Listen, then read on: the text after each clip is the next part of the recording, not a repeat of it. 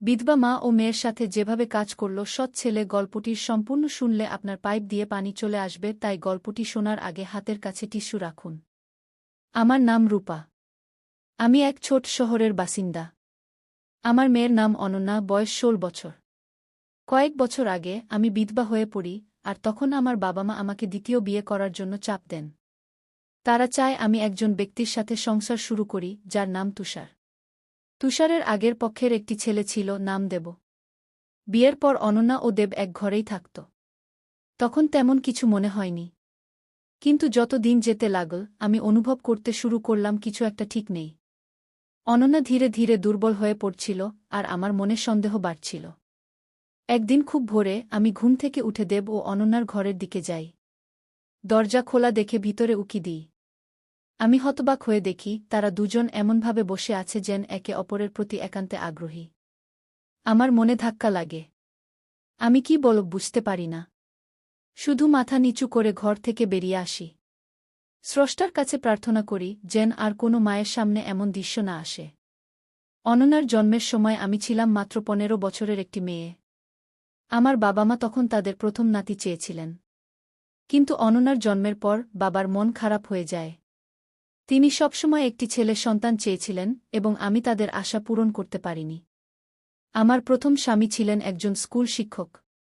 আমরা সুখে সংসার করছিলাম, কিন্তু হঠাৎ একদিন স্কুল থেকে ফেরার পথে তিনি সড়ক দুর্ঘটনায় মারা যান। শ্বশুর-শাশুড়ি আমাকে দায়ী করে তাদের বাড়ি থেকে বের করে দেন। আমি চুপচাপ আমার মা-বাবার বাড়িতে ফিরে আসি।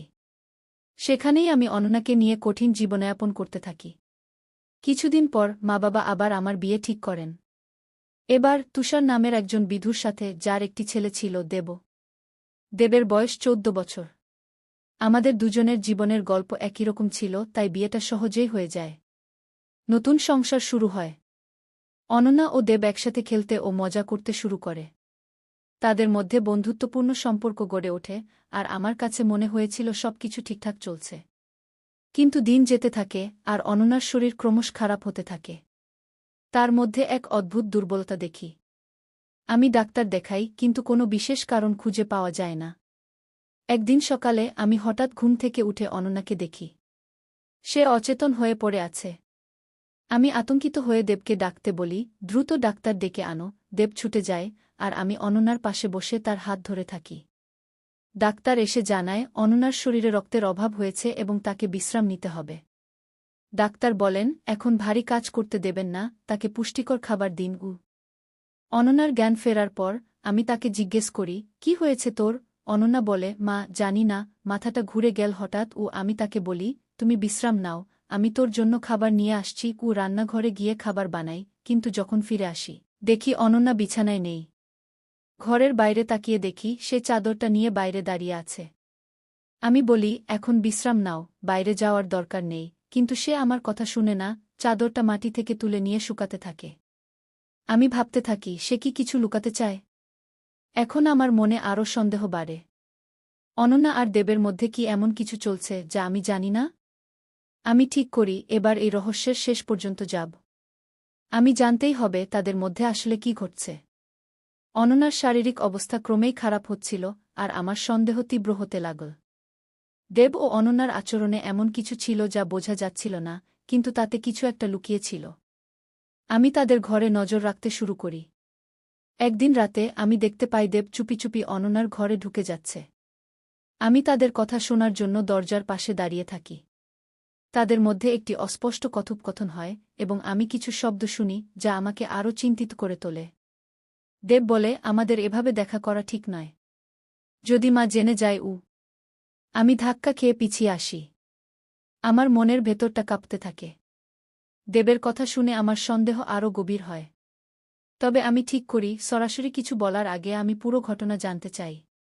আমি চাই না কোনো ভুল সিদ্ধান্ত নিয়ে আবার সমস্যায় পড়ি। পরের দিন সকালে আমি অনন্যার ঘরে ঢুকে তার সঙ্গে কথা বলি। অনন্যা, তোর শরীর কেন এভাবে খারাপ হচ্ছে? তুই কি কিছু লুকাচ্ছিস? সে চোখ নামিয়ে বলে, না মা, কিছু নয়, আমি ঠিক আছি। অনন্যা মিথ্যা বলছে, এটা আমি বুঝতে পারি, কিন্তু আমি কিছু বলতে পারি না। আমি চাই সে নিজে থেকে আমাকে বলুক। আমি ঠিক করি আমি তার উপর নজর রাখব। রাতের সময় আমি তাকে একা ছাড়তে চাই না। আমি তার ঘরের দরজার বাইরে বসে থাকি, যেন সে কোথাও যেতে না পারে।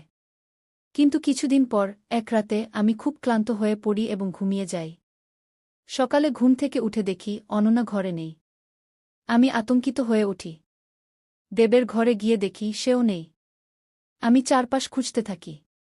বাড়ির পিছনের দিকে যেতেই দেখি অনন্যা ও দেব পুরনো আমগাছটার নিচে বসে আছে। তাদের মুখে এক অদ্ভুত গম্ভীরতা। আমি দৌড়ে গিয়ে তাদের মুখোমুখি দাঁড়াই। তোমরা এখানে কি করছ? আমার প্রশ্নে তারা চমকে ওঠে। অনন্যা কিছু বলতে গিয়ে থেমে যায়। দেবও মাথা নিচু করে থাকে। আমি রাগে ফেটে পড়ি, তোমরা এমন কি করছ যা আমাকে লুকাচ্ছ? অনন্যা অবশেষে মুখ খোলে, মা, এটা কিছু নয়। আমরা শুধু কথা বলছিলাম, কিন্তু আমি বুঝতে পারি তার কথা সত্য নয়। আমি রাগের মাথায় বলি, আমার কাছে কিছু লুকাবি না। আমি সব জানব। তারপর আমি বুঝতে পারি ওদের এমন কিছু ঘটছে যা আমি বাইরে থেকে বুঝতে পারছি না। আমি ঠিক করি আমি এবার দেবের সঙ্গে সরাসরি কথা বলবো। পরের দিন সকালে আমি দেবকে একা পাই।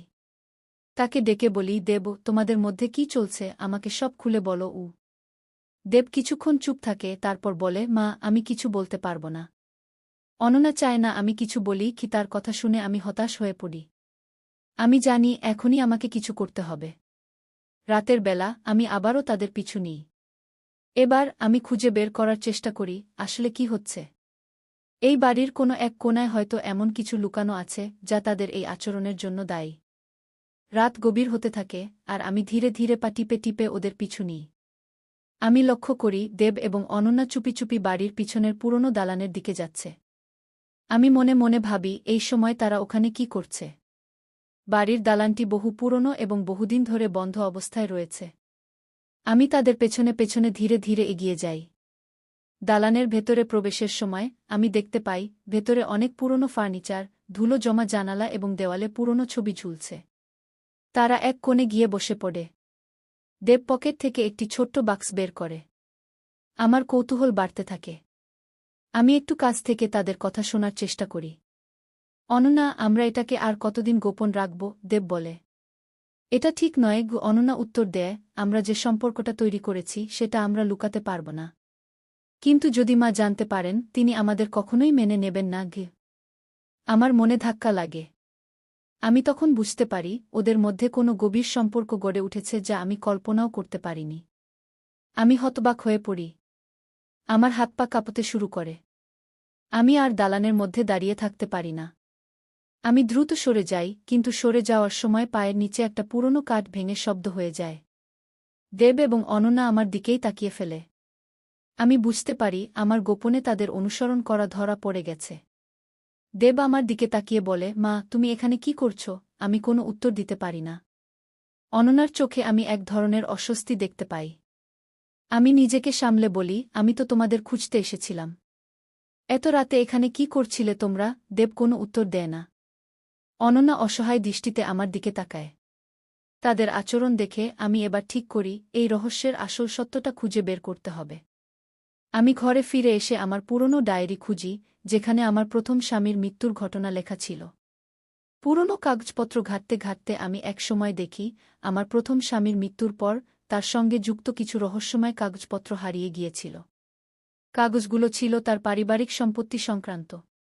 আমি ভাবতে থাকি এই পুরনো দালান আর আমার প্রথম স্বামীর কাগজপত্রের মধ্যে কোনো সংযোগ আছে কিনা। হয়তো দেব এবং অনন্যা সেই কাগজপত্র নিয়ে কিছু জানে, আর সেই কারণেই তারা এত রাতে দালানে যাচ্ছে। আমার মনে হয় হয়তো দেবের বাবার সঙ্গে এই রহস্যের কোনো যোগসূত্র রয়েছে যা সে জানে এবং আমাকে জানাতে চাইছে না। পরের দিন আমি আবার দালানে যাই, কিন্তু এবার একা। আমি সবকিছু খুঁটিয়ে খুঁটিয়ে দেখি। একটা পুরনো টেবিলের পেছনে একটা ছোট্ট কেস খুঁজে পাই। কেসটি খুলতেই আমি অবাক হয়ে যাই, ভেতরে একটি চিঠি রয়েছে। চিঠিটি আমার প্রথম স্বামীর হাতে লেখা। তিনি লিখেছেন, রূপা, যদি আমার কিছু হয়ে যায় তাহলে এই দালানে লুকানো সব কিছু খুঁজে নিও। আমি চিঠিটি হাতে নিয়ে আরও হতবাক হয়ে যাই। এতদিন পর আমি বুঝতে পারছি আমার প্রথম স্বামীর মৃত্যুর পেছনে আরও বড় কোনো রহস্য আছে। কিন্তু এই দালান আর তার সঙ্গে দেব এবং অনন্যার সম্পর্ক কিভাবে জড়িত সেটা এখনও পরিষ্কার নয়। চিঠিটি হাতে নিয়ে আমি প্রচণ্ড চিন্তিত হয়ে পড়ি। আমার প্রথম স্বামীর মৃত্যুর পেছনে যদি সত্যিই কোনো রহস্য থাকে, তবে তা আমাকে বের করতেই হবে। আমি ঠিক করি এই চিঠির সূত্র ধরে আরও খোঁজ করতে হবে। কিন্তু দেব এবং অনন্যা কেন এমনভাবে গোপনে মিলে কাজ করছে, এটা এখনও আমার কাছে পরিষ্কার নয়। পরের দিন আমি দেবের সঙ্গে কথা বলার সুযোগ খুঁজি। আমি তাকে ডেকে বলি, দেব, তোমাকে কিছু জিজ্ঞেস করতে চাই। তুমি কি জানো এই দালানের মধ্যে কিছু লুকানো আছে? দেব কিছুক্ষণ চুপচাপ আমার দিকে তাকিয়ে থাকে। তার চোখে এক ধরনের দ্বিধা দেখতে পাই। সে বলে, মা, তুমি যা ভাবছ তা সত্যি হতে পারে। কিন্তু আমিও অনন্যা, আমরা কিছু লুকানোর চেষ্টা করছি না। আমরা চাই না তুমি এই সত্য জানো, কারণ এতে তুমি কষ্ট পেতে পারো। আমি ধাক্কা খেয়ে বলি, কোন সত্য? তোমরা কিছু জানো, তাই না? দেব আর কিছু বলে না, শুধু মাথা নিচু করে দাঁড়িয়ে থাকে। আমি হতাশ হয়ে পড়ি, কিন্তু ঠিক করি আমি এভাবে থামব না। সেদিন রাতে আমি দালানে ফিরে যাই, কিন্তু এবার আমি আরও গভীরভাবে খোঁজ করতে চাই। একটি পুরনো আলমারির পাশে একটি লুকানো দরজা খুঁজে পাই। দরজাটি ছোট এবং তার উপরে ধুলো জমে আছে। আমি সেটি খুলে দেখি, ভেতরে একটা সিঁড়ি নেমে যাচ্ছে। আমি মনে মনে সাহস সঞ্চয় করে সিঁড়ি দিয়ে নিচে নামি। নিচে গিয়ে দেখি একটি ছোট্ট ঘর। ঘরের ভেতরে অনেক পুরনো বই, খাতাপত্র এবং কিছু পারিবারিক ছবি রাখা রয়েছে। আমি একটি ছবি হাতে নিই। সেটি আমার প্রথম স্বামী এবং তার ছোটবেলার ছবি। কিন্তু ছবি দেখে আমি চমকে যাই, ছবির একপাশে আরও একটি ছেলে দাঁড়িয়ে আছে, যাকে আমি চিনি না। সে আমার স্বামীর খুব কাছাকাছি। তাদের চেহারার মিলও বেশ চোখে পড়ে। ছবির পেছনে লেখা আছে, ভাইজেদের সাথেই সব সময় উ। আমি হঠাৎ ভাবতে শুরু করি, আমার প্রথম স্বামীর কোনো ভাই ছিল কিনা। আমি তো কোনোদিন শুনিনি। কিন্তু এই ছবিতে ভাইয়ের কথা বলা হয়েছে। আমি পুরনো কাগজপত্র ঘাঁটতে থাকি। তার মধ্যে একটি পত্র পাই, যেটি সম্ভবত আমার প্রথম স্বামীর ভাইয়ের লেখা। চিঠিতে লেখা আছে, ভাই, আমাদের সম্পর্ক গোপন রাখতে হবে। আমাদের পারিবারিক সম্পত্তি নিয়ে বড়রা যা বলছে তা ঠিক নয়। যদি কিছু ঘটে যায়, তুমি রূপাকে সব বলবে। আমার মাথায় ঝড় বয়ে যায়। তাহলে আমার প্রথম স্বামীর ভাই ছিল, এবং তিনি তার সম্পত্তি সংক্রান্ত কিছু গোপনীয়তা লুকিয়ে রাখছিলেন। আমার মনে পড়ে, দেবের বাবা যখন আমার সঙ্গে বিয়ে করেন, তখন তিনি খুব একটা পারিবারিক বিষয় নিয়ে কথা বলতেন না। তার আচরণও সবসময় কিছুটা দূরত্ব বজায় রেখে চলত। এই সময় আমি ভাবতে থাকি, হয়তো দেব আমার প্রথম স্বামীর ভাইয়ের সন্তান। আমি এই ঘটনাগুলো মিলিয়ে দেখি, দেব হয়তো এই সত্য জানে। পরের দিন সকালে আমি দেবকে আবার ডেকে বলি, দেব, তুমি কি জানো, তোমার বাবা আর আমার প্রথম স্বামী ভাই ছিলেন? দেবের চোখে আমি চিন্তার ছায়া দেখতে পাই। সে অবশেষে বলে, হ্যাঁ মা, আমি এটা জানতাম। কিন্তু বাবা কখনোই চায়নি এই সত্য জানানো হোক। তিনি বলতেন, এটা পারিবারিক গোপনীয়তা। আমার মনে ভয় ঢোকে। আমি জিজ্ঞেস করি, কেন? কেন তোমার বাবা এই গোপনীয়তা রাখতে চেয়েছিলেন? দেব চুপ করে থাকে, তারপর বলে, কারণ আমাদের পরিবারের সম্পত্তি নিয়ে একসময় বড় বিপদ এসেছিল। আমার বাবা চেয়েছিলেন আমরা সবাই মিলে একসঙ্গে থাকি, কিন্তু তোমার প্রথম স্বামী রাজি হননি। তার মৃত্যুর পেছনে হয়তো সেই সম্পত্তির ব্যাপারটাই ছিল। আমি এবার সবকিছু স্পষ্টভাবে বুঝতে পারি। আমার প্রথম স্বামীর মৃত্যুর পেছনে হয়তো এই সম্পত্তির জটিলতা লুকিয়ে আছে। দেব ও অনন্যা সেই জটিলতা থেকে আমাকে রক্ষা করতে চেয়েছিল। আমি এবার ঠিক করি, এই রহস্যের আসল সত্য বের করতেই হবে। রাত বাড়ার সঙ্গে সঙ্গে আমি দেবের কথাগুলো মাথায় ঘুরিয়ে দেখতে থাকি। আমার প্রথম স্বামী আর দেবের বাবার মধ্যে সম্পত্তির বিরোধ ছিল, আর সেই কারণেই আমার প্রথম স্বামীর মৃত্যু ঘটেছিল। এটা ভেবে আমার মন অশান্ত হয়ে ওঠে। আমার বিশ্বাস হয় আরও কিছু লুকিয়ে আছে যা আমাকে জানা দরকার। আমি ঠিক করি আমার প্রথম স্বামীর সেই পুরনো চিঠিগুলো পড়তে হবে, যেগুলো আমি অনেক দিন আগে গোপনে রেখেছিলাম। পরের দিন সকালে আমি আমার পুরনো আলমারি থেকে সেই চিঠিগুলো বের করি। চিঠিগুলোতে আমার প্রথম স্বামীর ব্যবসা এবং সম্পত্তি সংক্রান্ত অনেক কিছু লেখা ছিল। আমি একটি চিঠিতে দেখতে পাই, তিনি একজন নতুন ব্যবসায়িক অংশীদারের কথা বলেছিলেন, যিনি তাকে আর্থিক সাহায্য করেছিলেন। কিন্তু সেই অংশীদারের নাম স্পষ্টভাবে উল্লেখ ছিল না। তবে অংশীদার সম্পর্কে কিছু সংকেত ছিল, একটি নীল রঙের ফুল তার পছন্দের প্রতীক। আমি চিঠিটি ধরে ভাবতে থাকি। নীল ফুলের কথা মনে হতেই আমার মনে পড়ে, দেবের বাবার অফিসে একটি নীল রঙের ফুলের চিত্র ঝুলছে। আমি অবাক হয়ে যাই। তাহলে কি দেবের বাবাই সেই অংশীদার ছিলেন?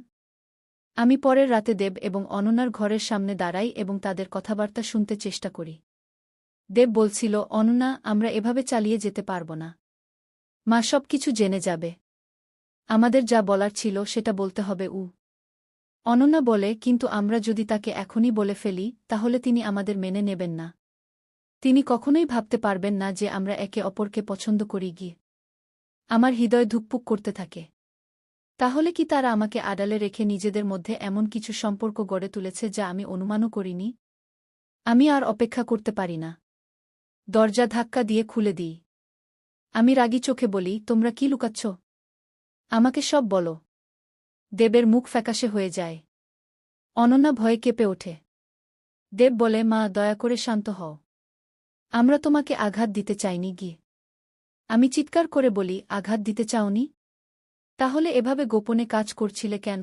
দেব আমাকে বসিয়ে বলার চেষ্টা করে। মা, তুমি যা ভাবছ তা নয়।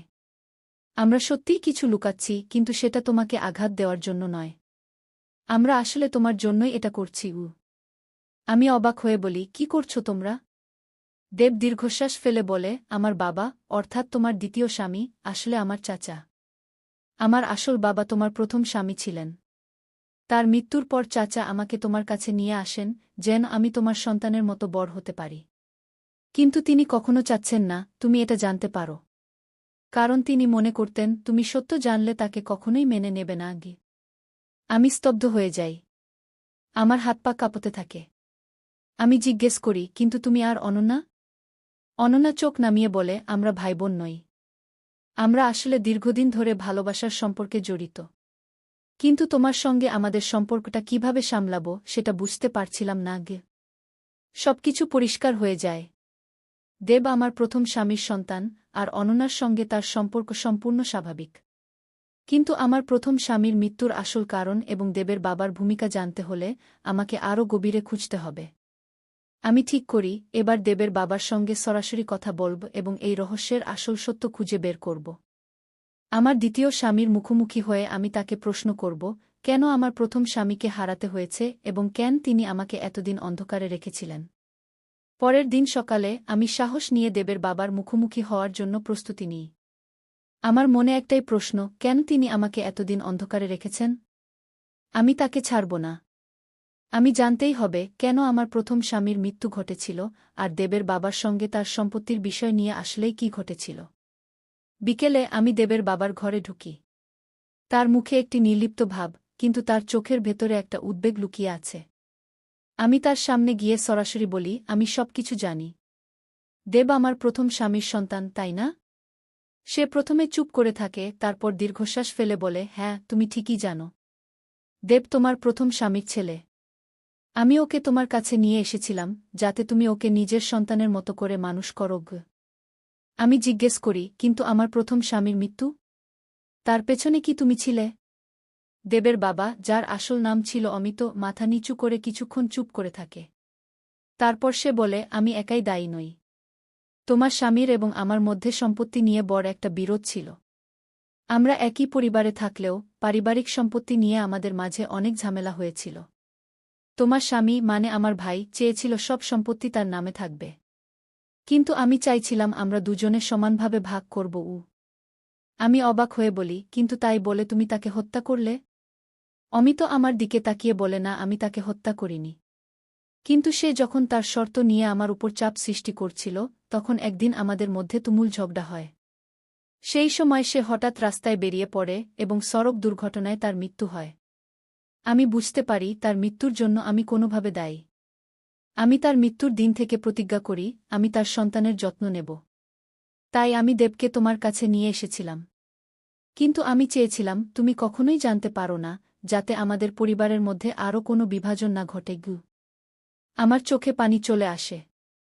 এতদিন ধরে আমি যে সত্য জানার চেষ্টা করছিলাম তা অবশেষে আমার সামনে পরিষ্কার হয়ে যায়। অমিত তার ভাইয়ের মৃত্যুর জন্য নিজেকে দায়ী মনে করেছিল এবং সেই দোষমুক্তির চেষ্টায় সে দেবকে আমার কাছে নিয়ে আসে। কিন্তু তার এই গোপনীয়তা আমাদের জীবনে অনেক অশান্তি এনে দিয়েছে। আমি ধীরে ধীরে উঠে দাঁড়াই এবং বলি, তুমি এতদিন ধরে আমাকে অন্ধকারে রেখেছিলে, কিন্তু এখন সত্য জানার পর আমি দেবকে আমার নিজের সন্তান হিসেবেই মেনে নেব। তুমি যা করেছ তা হয়তো ভুল ছিল, কিন্তু এখন আমাদের সম্পর্কগুলো আর লুকিয়ে রাখা ঠিক হবে না। অমিত সম্মতি জানায়, তুমি ঠিক বলেছ রূপা। সত্য জানার সময় এসেছে। আমি দেবকে এবং তোমাকে আরও আঘাত দিতে চাই না। আমরা একসঙ্গে মিলে আমাদের নতুন জীবন শুরু করব। গল্পটি ভালো লাগলে চ্যানেলটি সাবস্ক্রাইব করে লাইক কমেন্ট করে জানাও।